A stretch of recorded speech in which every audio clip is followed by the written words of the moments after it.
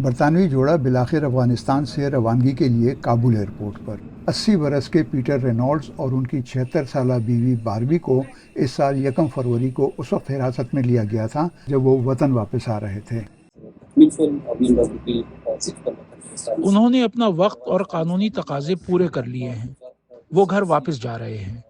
اسلامی امارات افغانستان اسے سیاسی یا فوجی اقدام نہیں سمجھتی، اور ہم امید کرتے ہیں کہ ایسے معاملات کو سیاسی نہیں سمجھا جائے گا، اور ہم یہ بھی امید کرتے ہیں کہ ہمارے افغانوں کو جہاں بھی وہ ہیں ایسے ہی حقوق دیے جائیں گے۔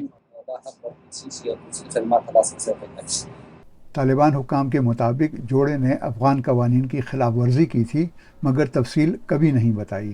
رہائی کے بعد میاں بیوی کو افغانستان کے لیے برطانیہ کے خصوصی ایلچی کے حوالے کیا گیا۔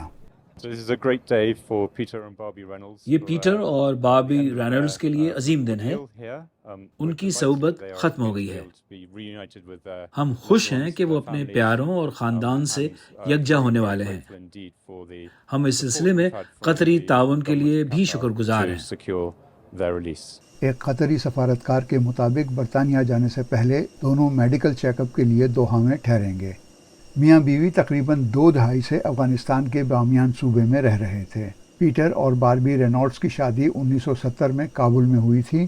وہ پچھلے 18 سال سے ایک رفاہی تربیتی پروگرام چلا رہے تھے، جس کے لیے 2021 میں مقامی طالبان حکومت سے تائید حاصل کر لی گئی تھی۔ گھر والوں کے مطابق دونوں کو افغانستان سے بہت زیادہ محبت تھی، اسی لیے انہوں نے اگست 2021 میں طالبان حکومت کے قیام کے بعد بھی، جب بہت سے مغربی شہری افغانستان سے چلے گئے تھے، وہیں رہنے کا فیصلہ کیا تھا۔